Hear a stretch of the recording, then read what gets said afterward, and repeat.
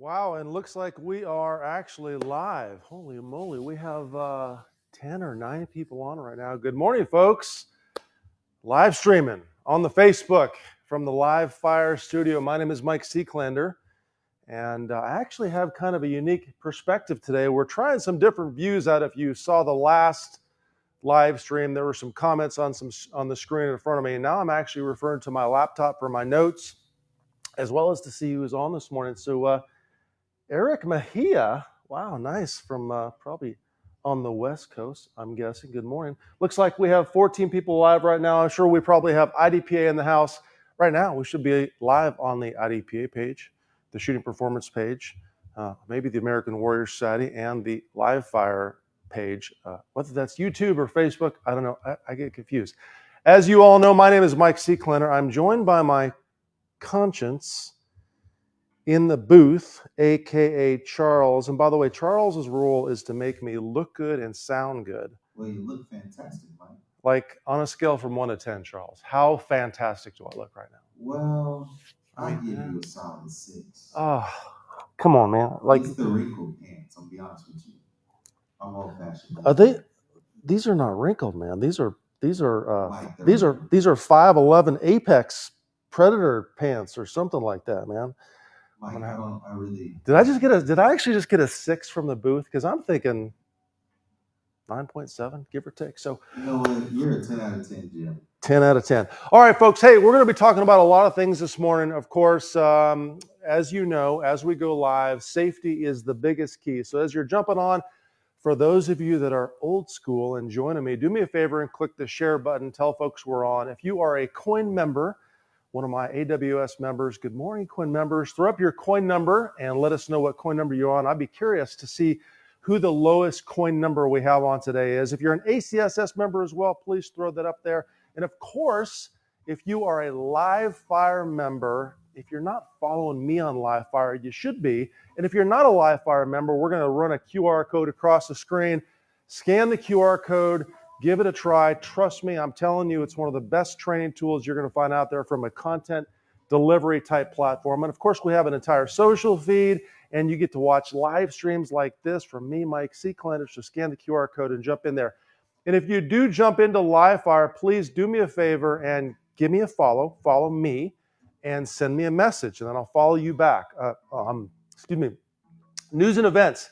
LIVEfire, we just released this week's programming. What is today? Today's Tuesday. I'm losing track. I used to go live on Wednesday, as you all probably know. Just released this week's weekly program. This is the 4th or 5th week in a row. This particular week, we're doing Grip and Rip It, right? It's a fun, fast-paced type drill. And as you may or may not know, we're working through different phases of training right now. Looks like we have, 20 folks on. Last week, my goal was to hit 100 live viewers. I would love to hit 100 live viewers on this Tuesday morning, 7:30 a.m. And by the way, we're also looking at different show times, right? So the discussion the team will have after the live stream today is, hey, what day should we be live and what time should we be live? Where can we reach the most of you? When would it be the best for you? Because I know if you're on the West Coast right now, folks, if you are one of my dedicated California or Oregon watchers or wherever on the West Coast, or even Mountain Time, it's 6:30 where you are, or 5:30 Pacific time. So I recognize that as well. Okay. Last but not least, all safety rules apply. If you're going to dry fire with me today, and I actually have a training gun on, I'll show you here in a second. Please make sure, number one, that you check and verify, double check that it's unloaded.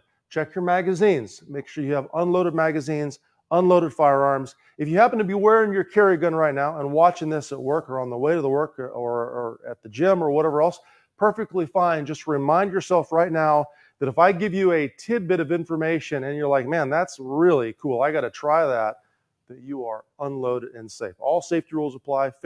Trigger finger position, muzzle direction. If you are going to dry fire, please make sure you have a safe backstop and beyond. If you don't have a safe dry fire backstop, that's a violation of a safety rule. So please follow all safety rules. Now, as far as what I'm demoing with today, you can see this beautiful little Wilson Combat customized Glock 43X has kind of a unique looking barrel in it. If you could tell from the camera perspective, it's got kind of a silver and red barrel.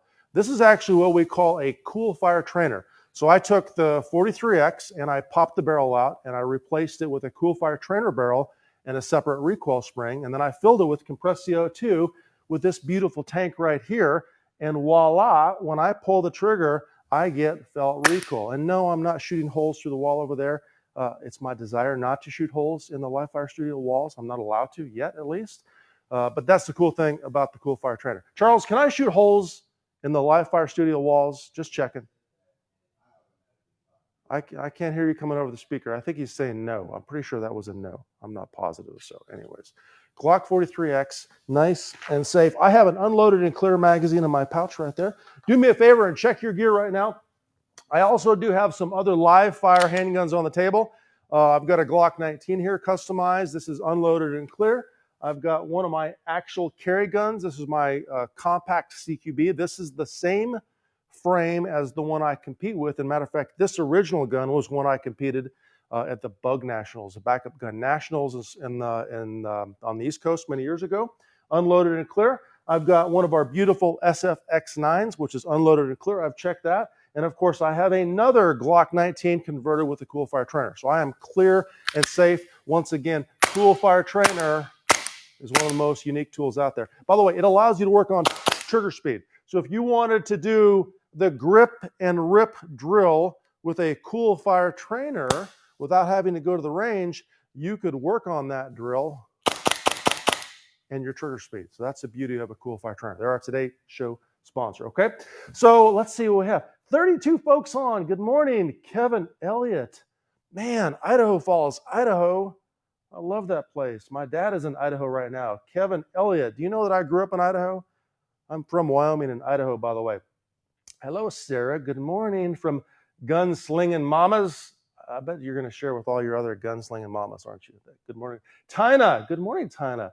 Share with Girl and a Gun, Beaufort, South Carolina. I love South Carolina. I lived in South Carolina for a while, too, as you probably know. Charleston, South Carolina. Who else do we have on here? Man, we have Doug. Good morning, Doug. How are you, sir? And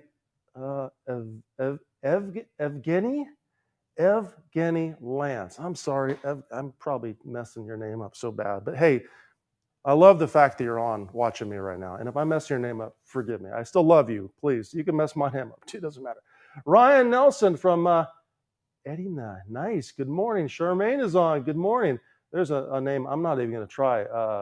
Juan Rodriguez, maybe? That's quite a name there. And wow, we have 32 folks on right now. So, hey, do me a favor for the 32 folks on, including my members, click the share button and click the like button. And we're going to jump right into it. I'll get to my notes here in a second. Of course, as you know, with the Facebook said, hey, if people are sharing or they're liking because you see something you like, we need to show more people that thing, whatever that is. That's how the algorithm works as far as I know, because their job is to keep us on the Facebook. I know we're on multiple Facebook pages, and because we're on multiple Facebook pages, I know there's no doubt that we will not hit at least 100 live viewers today. So let's talk about defensive handgun stuff, right? So my first question for you, and I would love for you to type it in the comments, is, and I'm talking specifically about carry position and the appendix carry position today. We'll talk a little bit about strong side, and I'll define that in a second, but my main focus is going to be the appendix carry position, because it is the rage out there today, right? It is the thing that is so cool. Everybody's talking about appendix carry. A lot of folks carry appendix. I carried appendix many years ago, right? Back in the day when I was working as a narcotics officer, doing some stuff with KPD. And I decided to carry in that position for a while. And then I switched to all kinds of different spots. I've carried strong side for many years. I actually carried in a shoulder holster, believe it or not, in my initial air marshal career. And so I've switched up a little bit. So there are some pros and cons. So if you carry appendix position, type it in the comments and say, yeah, I carry appendix position. So let's talk about that in detail. Now, when I define appendix position, right? If I am facing you right now and the camera is at 12 o'clock, right? The appendix position is probably going to be somewhere around 1 to 2 o'clock on my body. So if I lift my shirt up, you can see the firearm I'm carrying is probably about 1:30 to 2 o'clock on my body. When I say strong side, I'm talking about a position that's probably 3 o'clock on the clock, strong side, or behind 3 o'clock. And oftentimes, because from a concealment aspect, a strong side carry position is probably going to be slightly behind the hips. It's going to be behind the body. An appendix carry position is going to be in front of the hip. So my appendix carry position allows me to keep my tools in the center line of my body. Now, for me, I'm carrying my magazine pouch on my support side, relatively center line, okay? Not center line at 12 o'clock, but center line this direction. And the main reason there is because I reach to that position so often when I compete, it tends to be a consistent position for me, if that makes any sense, okay? So when we're talking about appendix carry, I've defined where it is. So here's the other question, the next question we should ask ourselves is appendix position, is the appendix carry position the position you should use, right? What are your thoughts on that, right? And by the way, you can always type in the comments and add your questions. I'm going back and forth from the laptop, so I'll read your questions. We'll stop and do some question breaks.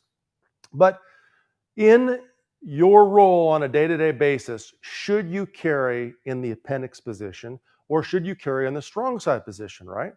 And I'll give you a little backstory. One of the reasons I switched to appendix position was because I got into some of the close range combative stuff, gun grappling, and I started to grapple on the ground a lot with a firearm.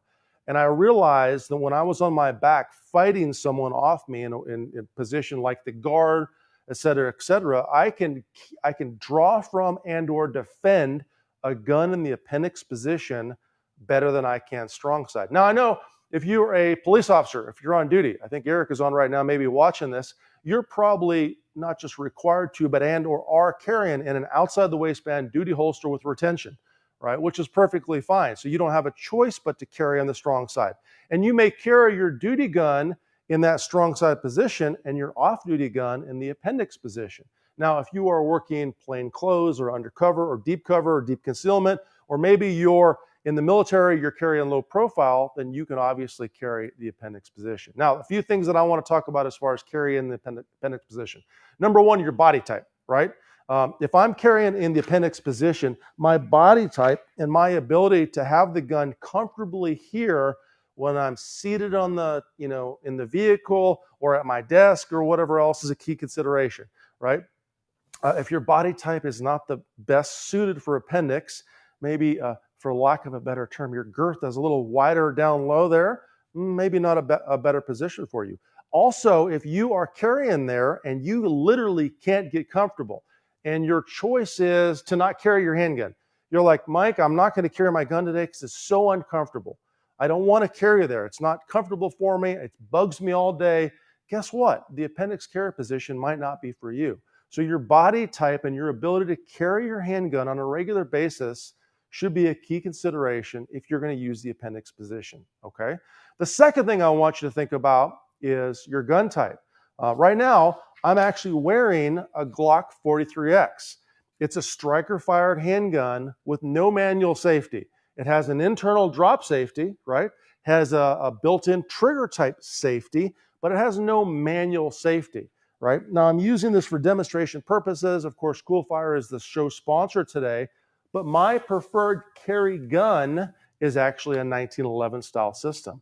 So I'm still carrying a 1911 that is cocked and locked. That means the hammer's back. It's a single action firearm and the safety is up. So in my carry gun, I have multiple manual safeties, right? So I have a manual safety, i.e. the grip safety that must be depressed to fire the gun.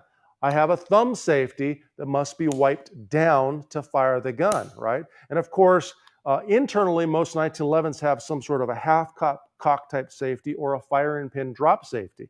So I have multiple manual safeties, which is why my preference for the appendix position tends to be a manually safetied gun or a double action first shot or a double action only type firearm.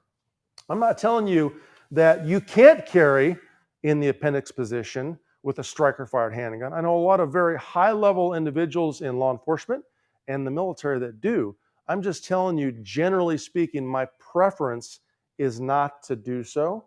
And I'm not saying I haven't done so in the past. In law enforcement, I did as well. So, all right, we have 35 live viewers on. Let me see what I have here. Hey, Vincent Crow, good morning. I'd say good morning to you. Brian Chrisman is on from Dayton, Ohio. Darwin and Paula. That must be Darwin and Paula. And Paula, I think that's what that means. Maybe both of you on as well. Good morning, Jim. How are you from Dayton, Ohio? Jim H. Tuwan Mitchell, Long Island, New York. Is that the right pronunciation? I sure hope it is. And so who else do we have on? All right, folks. So let's talk real quickly about the proper holster design for appendix carry.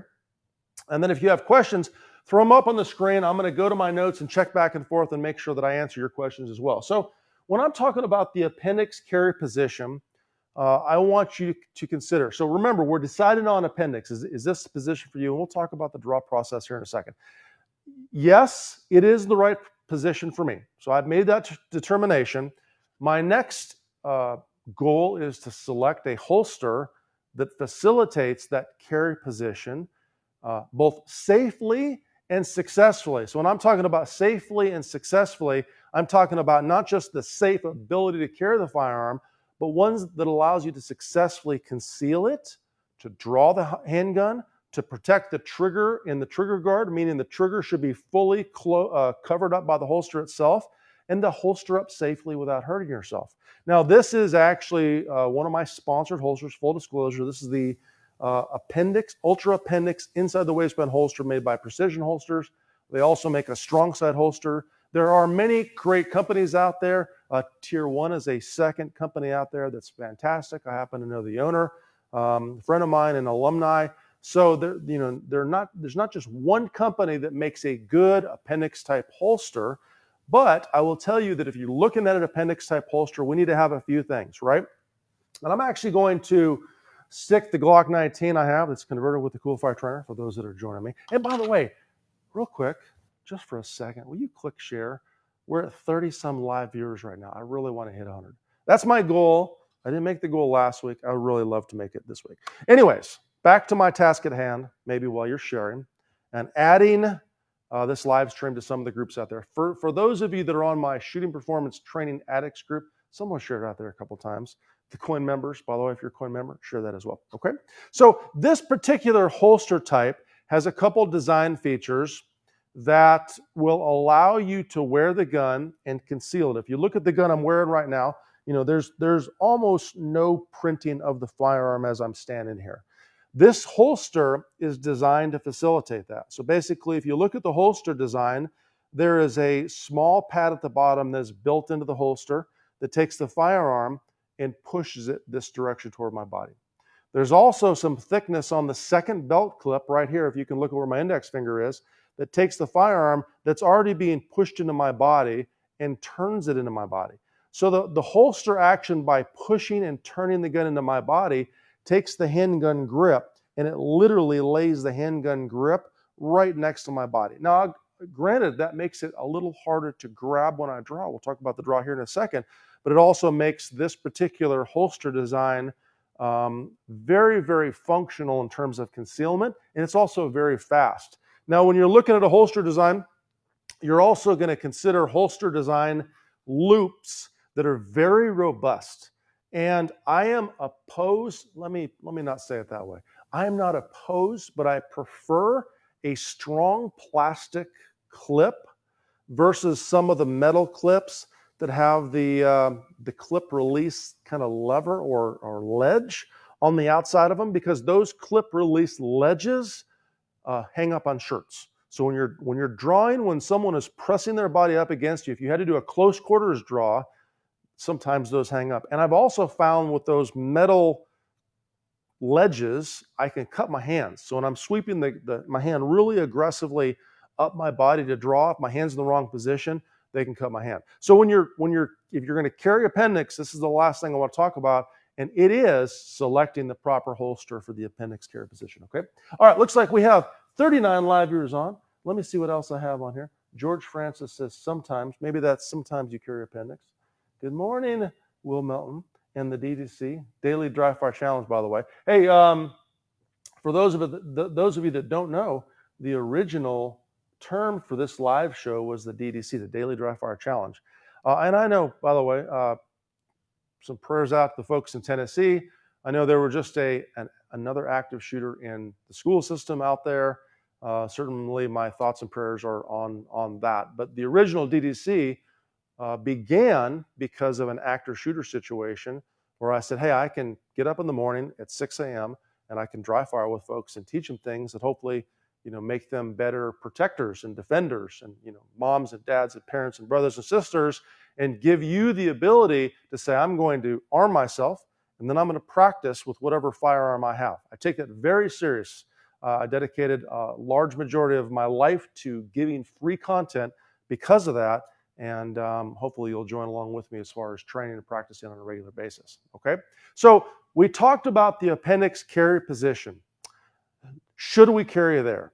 And we decided, yes, I'm going to carry there. My body type allows it. The gun I carry will facilitate or be a good gun for the appendix position.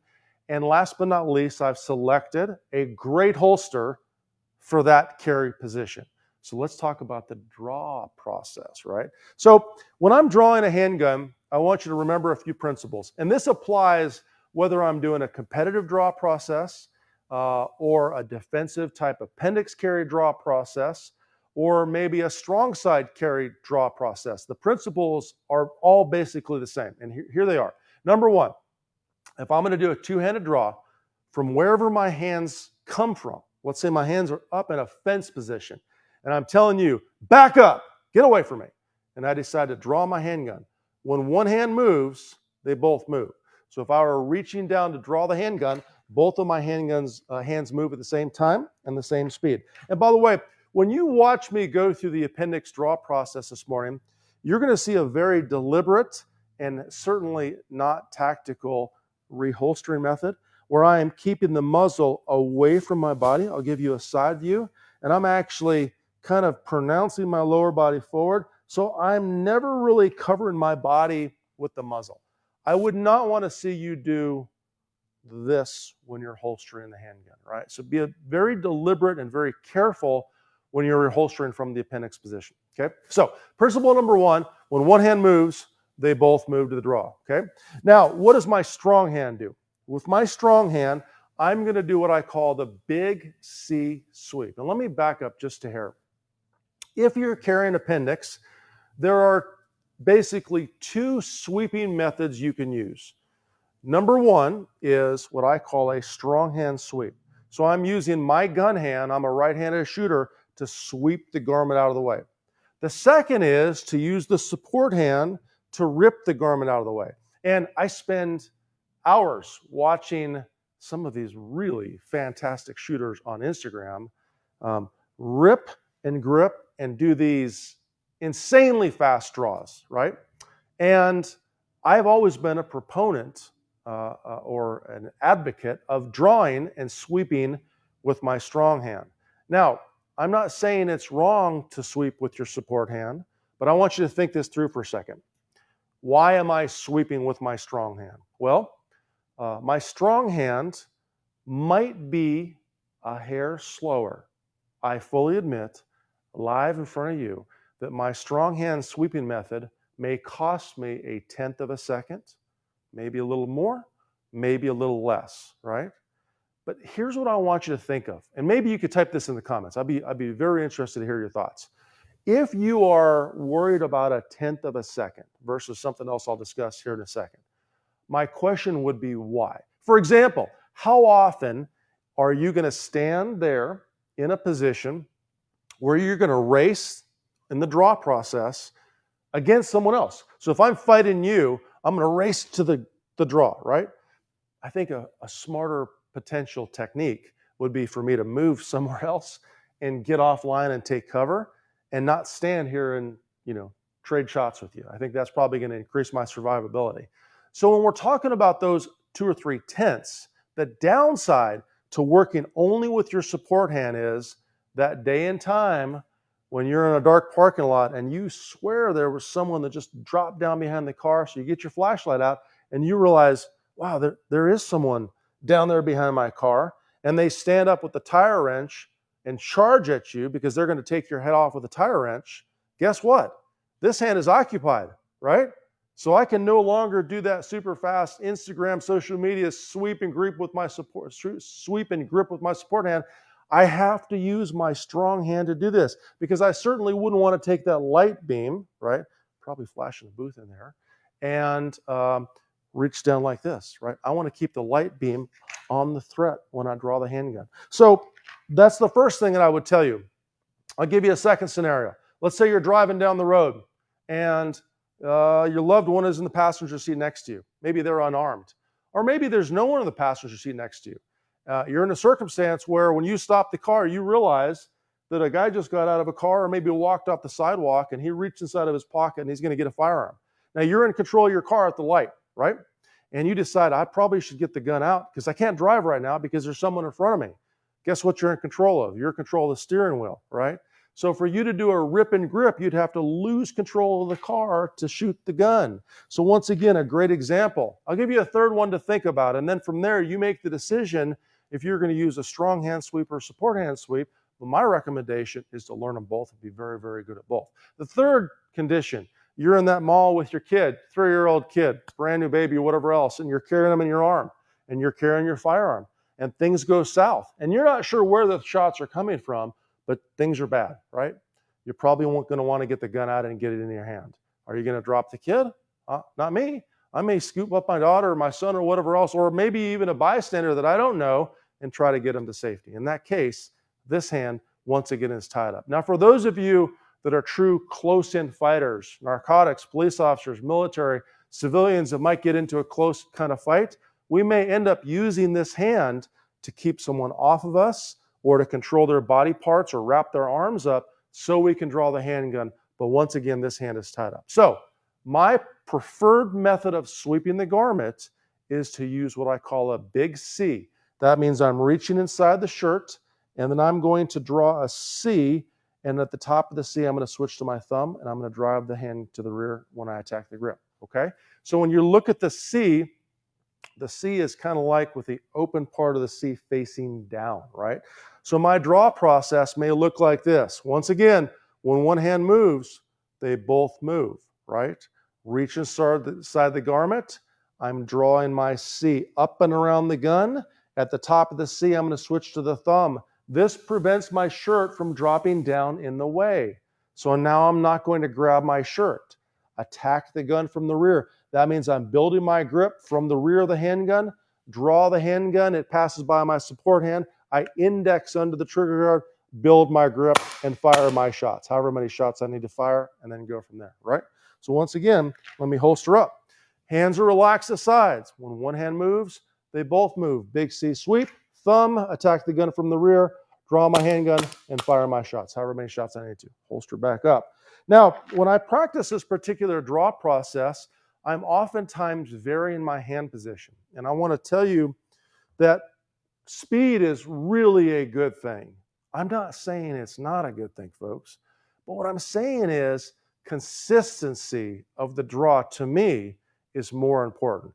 Can I draw the handgun when the flashlight's in my hand? Can I draw the handgun when I'm controlling the steering wheel and I need to draw the handgun? Can I draw the handgun when I'm carrying my kid and trying to get him out of the store and I need to grab my handgun? If you can't do that when the other hand is occupied, that means you've spent too much time going rip and grip for speed and maybe not enough time addressing your draw process in the environments you're going to be in, right? Now, I also do what I call a support hand assist. So if you watch my full draw when I'm going faster, I sweep with the strong hand and I may assist with the support hand. So I am assisting and utilizing the support hand. Watch the support hand assist and hold the garment up. But if I take that support hand out of the equation, I can still draw the handgun at the same speed and at the same pace, okay? So consider that if you're carrying Appendix, which hand are you going to sweep with and why are you doing that? And then when you're practicing your draw, make it realistic, right? I see too many people that are prepped and standing there in the perfect position and they never practice bending over like they're putting groceries in the car or maybe a cell phone to your ear or wherever. Any other position we find ourselves in life you should be practicing your draw process, okay? By the way, we have 30 live viewers on. Moto Dadas. Man, we have some fantastically interesting names this morning. I love that name. Says, strong hand sweep is great to simulate defending off an attacker. I like that. I would caution you, Moto, and anybody else watching this, don't misunderstand me. We may have a misunderstanding that I'm going to strike an attacker and I'm going to draw the handgun to a close quarter position. There are some things we're going to cover in a future live stream, drawing from close quarters when you're in a physical contact situation. You're already fighting someone. You're standing there, you're wrestling them, you're tied up with them. There are some things I'm going to teach you in a future live stream that are critical. Matter of fact, we're going to bring some true subject matter experts on, a buddy of mine named Cecil Birch. We'll talk about that. The downside to drawing the handgun in the middle of the fight is now I take one of my hands out of the fight to reach for the handgun. So I'm very, very cautious to warn you about striking or stiff arming or whatever else and assuming you can draw the handgun and get into the fight, because it's a lot more challenging than you think. And trust me, we'll cover that on a future live stream show, okay? What else we have on here? Brian Chrisman, how well does this work with fellows that have a belly? And Brian, you are exactly right. It's not good or bad, but one of the initial things that I talked about, if you're selecting the appendix position, is your body type, right? That's actually one of the first things we started with. Body type, will it work for you? Are you comfortable carrying, and I think I used the term girth, maybe that's the proper term, but the bottom line is, if it doesn't fit for you, maybe the appendix position is not the best position for you, okay? Let's consider that, all right? And, yeah, right, Doug talks about doing it for the gram was a robust process that works every single time. You're exactly right. Hey, Richard Schlarb is on. Good morning, Richard, how are you? And George Francis says sometimes. All right, let's see what else I have on here. Hey, there's Mr. Phil Strader's on right now. Wow. You're right, Phil. It is a nice studio, man. Maybe you should come join me in the studio. Phil Strader. Product line, 320, Sig Sauer, big man on campus up there. Nice to have you on, dude. All right, so let's talk about this. So we talked about the big C sweep.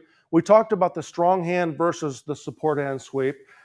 So here's what I would like you to do if you're going to work your draw process, your appendix position. And by the way, you can get as creative as you want to with your draw process. And here's what I have my students do. Once we've worked on that initial grip building process, I'll have them work 3 different positions. Number 1 is hands relaxed at your sides, right? So you're simply going to work on your hands relaxed at your sides, big C sweep, both hands move at the same time and same speed, draw the handgun, fire your shot. Looks like my Coolfire train has run out of gas. I'm just going to go standard dry fire for a couple minutes, okay? Once again, holster back up. Second position you're going to work from is your hands up here somewhere above center line. So that might be, maybe for some of you in law enforcement, this might be kind of an interview type position. Like, hey man, back up. This is a kind of an interview hands up position. For some of you, you may have your hands a little bit higher in what we call a fence position, where you're taking your hands, you're getting them nice and high so you could defend your head if you needed to, right? But your hands are in a position where you're basically communicating to someone, right? Don't get closer. Back away from me. You may be using colorful language that I won't say on the live stream this morning. Back up, you know, something like that. So my hands are up here. Both hands move, same time, same speed. Draw the handgun, fire my shot, right? Okay. Work the slide, holster back up. And then the third position I want you to work from is what I call the cheater position. The cheater position is kind of unique in that your hands started up, right? And then you decided, man, I think I may have to draw my handgun. I think things are going south. This guy's not backing up. That guy or gal is a potential threat. I think I'm going to draw my handgun, and I'm going to get a little bit ahead of the curve, and I'm going to start this sweeping process. So without brandishing the firearm, I may reach down there after I'm maybe communicating, hey, back up, get away from me. Back up, get away from me.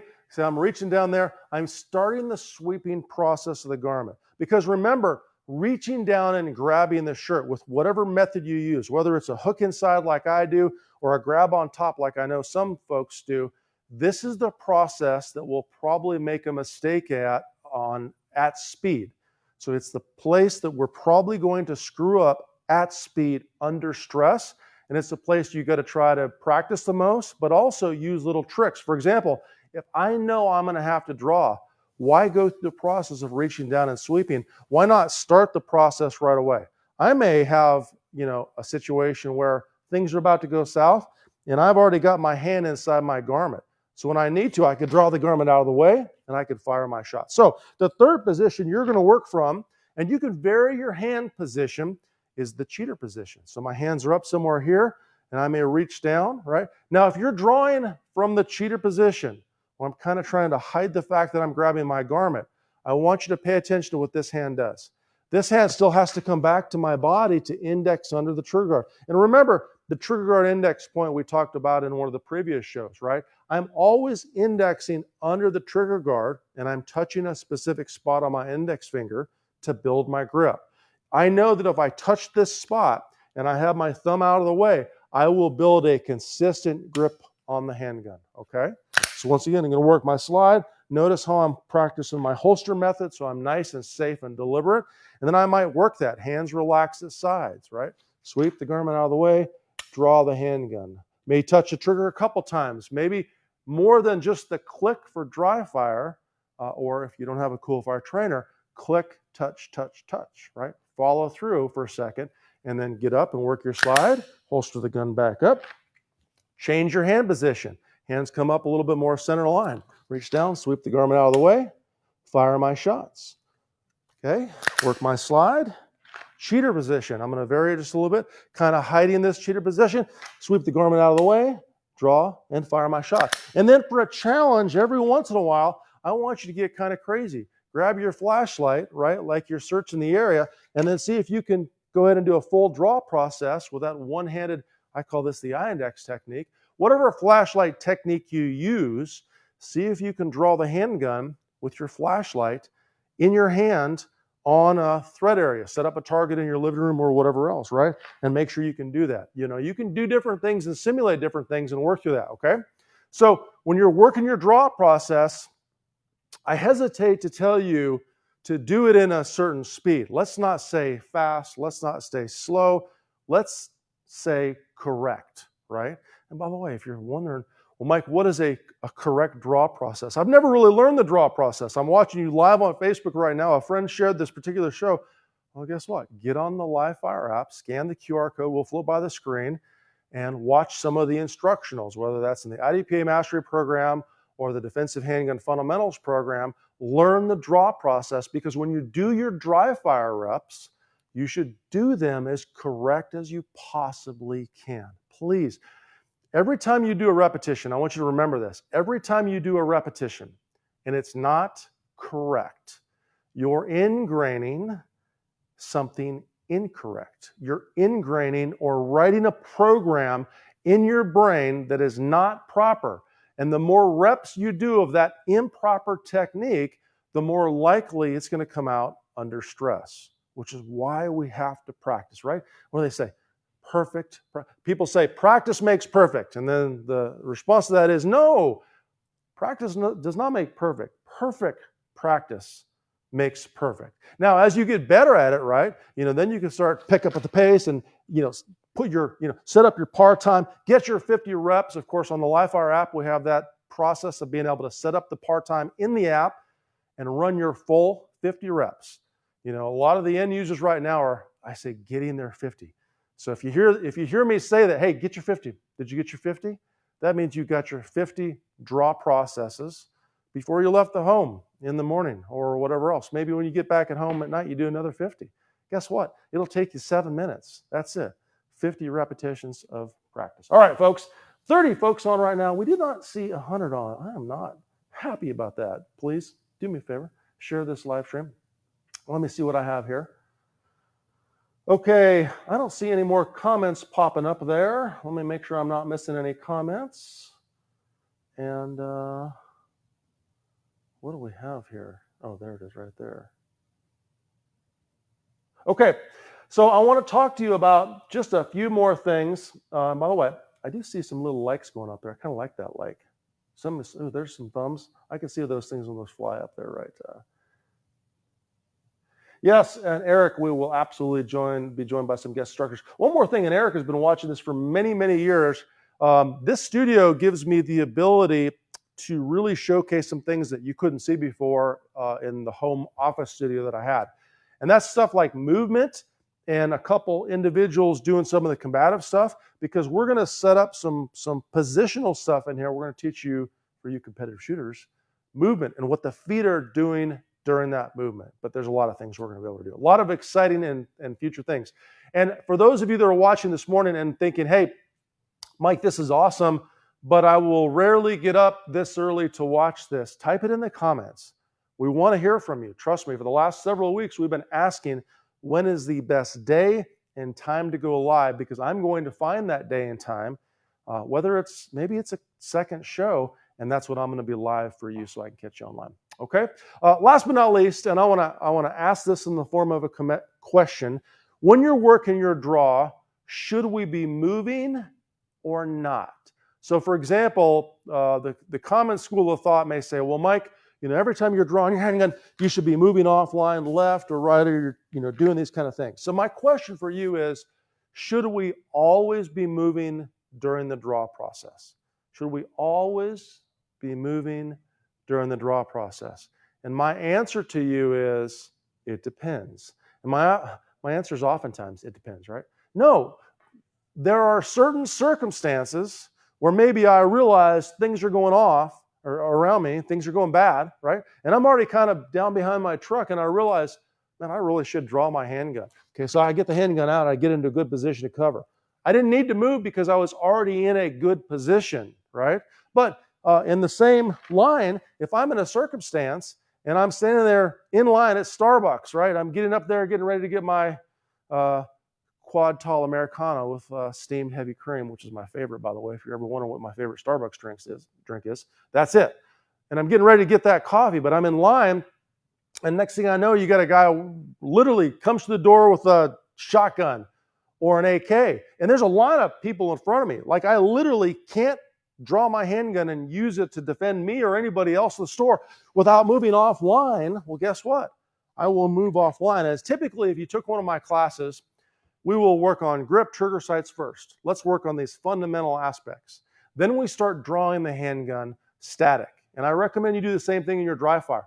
Learn and perfect the draw, not moving. Just work on the draw first. Work on that particular skill. Then add movement, whether that's a pivoting draw, right? Or a stepping draw, or whatever else you want to do. Work on moving your body, stepping off line to the left, stepping off line to the right, pivoting left, pivoting right, doing all these different things, and now you realize that you can put the draw together with a movement. Now, last but not least, and I'll open up for some Q&A and then we'll close this out. When should you draw? When should you draw your handgun, right? And you may be wondering, well, Mike, in a class, or in a video, will I teach you when to draw the handgun, right? Think about that for a second. The reality is, I can't possibly tell you when to draw your handgun. It's always going to be based on the facts and circumstances that you're in then and there, and those facts and circumstances are also related to you. What is your strength and fitness level? What is your mobility level? Do you have kids with you or not? What is your physical condition? Meaning, like many years ago, believe it or not, I had 2 hip replacements. I was in a position back then where I had no mobility. I couldn't run to a safe position to cover, hunker down, and call 911. I couldn't run. So my decision to draw the handgun may have been differently. Or what about the laws in the region or state or area you're in? Are you in your home or are you out of your home? Are you in a vehicle where you can drive? Are you, et cetera, et cetera? So when to draw is ultimately up to you. Keep in mind, in a lot of states, if we decide to draw too early, if things go south, we can be charged with brandishing a firearm. That said, I want you to remember this. If you are in doubt, when in doubt, and you honestly believe you're about to have to defend yourself with your firearm, right? Combatives and physical hand-to-hand are not appropriate. When in doubt, get it out. When in doubt, get it out. Because the last thing I want to do is have to waste that 2 seconds of draw time when I can get into position and have the gun already out in my hand. I can always put it away. So if the legalities fit, when in doubt, get it out. Consider that. Okay. All right, folks. 29 live viewers on. Let me see what else I have here. Beginners focus on intermediate training. Tina said, intermediates focus on expert training. Experts focus on fundamentals. That is well said. I'm going to steal that. I love that. Matter of fact, look at this. On Facebook, I can like your comment. Check that out. So, Brian, you are absolutely welcome. 100%. Jim and mentions to Brian, check out Spencer Keepers on YouTube for great advice. By the way, Spencer Keepers is a good buddy of mine. Spencer is one of the few that has holster types that I recommend as well. He makes the Keeper Concealment Rig, which was an Appendix specific design holster. I should have mentioned him earlier. Spencer's a big guy, but he's a fantastic shot. He is incredibly fast out of the holster, draws from Appendix, and wears a full-size handgun in the Appendix position, conceals it well, and can draw it lightning fast. So he's a great guy to check out and follow. If you follow him and meet him or have a chance to train with him or buy his gear, tell him Mike Seeklander said hello. He's a great man. So Richard asked, practice both just in case one gets in that position. 100%. So when we're talking about practicing, I would recommend you practice with your different hand positions, hands relaxed, hands up in a fence, hands in the interview, and the cheater position with different variants. And then spice it up a little bit. Practice your movement. Practice bending over, doing something. Can you draw your handgun consistently? Consistency is, to me, the most important thing. Can you draw your handgun consistently? Man, I'm not speaking well today. I need a little more coffee or something like that. Maybe my conscience is not sending me down the road like they should, keep me in line here. Man, I'm struggling a little bit. I need someone to come out here and just slap the crap out of me. Consistency is the key. Can you grab your handgun from whatever position you find yourself in? Can you do it from a seated position?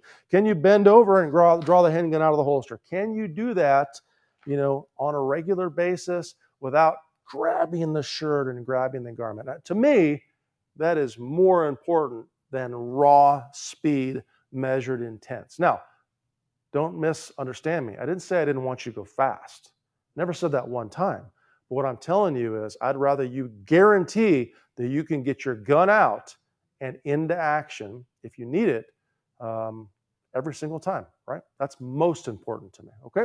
All right, folks, let me see if I have any other questions before we close this out. David says, love your content, very helpful. Thank you, David.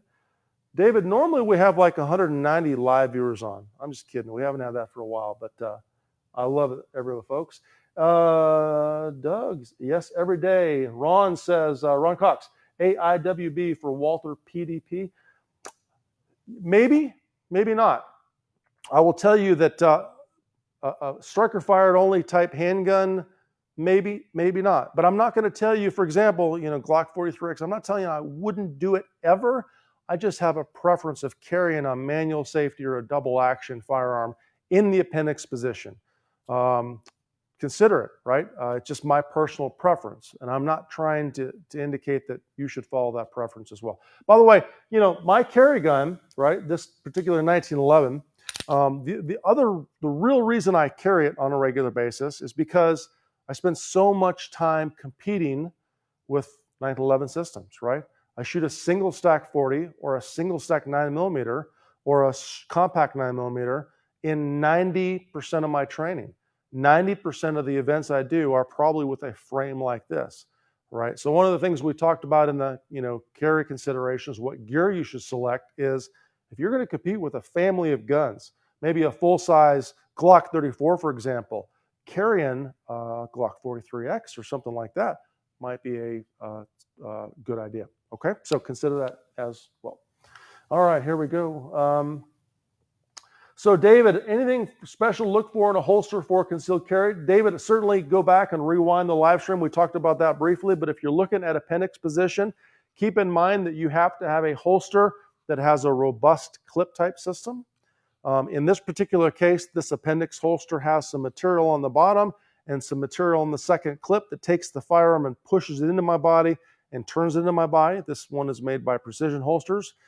Spencer Keeper, actually, that makes the Keeper concealment rig, has a small pad on the bottom of his Appendix holsters, and he has a couple different variants that take the holster and put it up against your body. But mainly, your tenets are, will it securely carry the gun in a position where it won't move?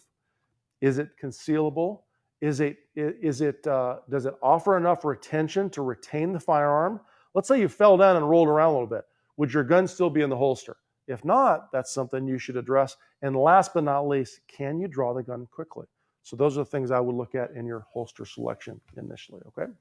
I like that point. Jim talks about the striker control device. For those of you that don't know what a striker control device is, there's a company that makes a device, and basically it's a replacement of the rear plate on the Glock. And when the striker actually moves to the rear, it pushes the plate up, right?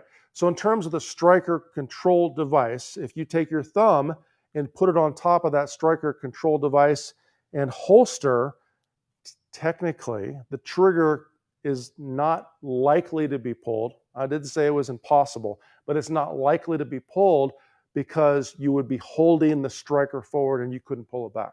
So it's absolutely a great product or tool to check on if you're going to carry Appendix with a Glock type system or whatever else. Now, if I were to carry, just last but not least, and we'll close this out, an M&P variant, maybe some of the SIG variants, if I could select one with a robust manual safety, something that mimics the safety of a 1911 that's in a good position. By the way, the 320 safety they made for the military is in a great position. That's a great example of a functional manual safety on a firearm. I would select that if I had that choice for Appendix position. Okay. All right. Oh, Jim, great question as well. The Enigma carry system. I'm going to be honest with you.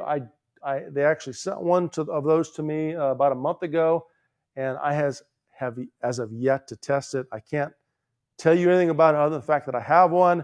I've heard incredible things from a bunch of my members about them, and more to come on that in the future. Okay. SCU now offered by Langdon Tactile. Jim, you have to give me more details on what that is. I'm not sure what the SCU is, but we are going to have Mr. Ernest Langdon on a future live stream. Okay. All right, folks, let me see if I have anything else in here. Hey, Mr. Rodriguez, you are a new gun owner for 1 year. Well, welcome. And I hope to see you on LiveFire. If you are, give me a follow, send me a message, and we'll check that out. All right, folks, that's all I have today. It looks like, wow, it's an hour already. I can't believe that. We're going to float that QR code by one more time. As a reminder, if you are on LiveFire, give me a follow and send me a message. I will follow you back. We are in the middle of our weekly programming. We just launched the last drill. If you're looking for something to do, there are gobs of drills, but more importantly, there's some fundamental programs that you should follow along. If you're a new shooter and you're watching this later on wherever, social media, Facebook, or whatever, or watching the replay, consider getting into LiveFire and then going through the Defensive Handgun Fundamentals program. It's a fantastic program, okay? If you're one of my coin members and you're on today sharing this, thank you so much for jumping on. ACSS members as well, and of course, all of you LiveFire members, get your 50, right? Get it done, make it happen, get the work done. If you're working on your draw process, it's just something you have to do over and over and over again. And there's no reason not to get your 50. It's literally 50 repetitions. It'll take you 6-7 minutes, maybe at the most. And you get crazy, I don't know, maybe you decide to rep out 100. Maybe you double that 50 up, right? Always do more, all right?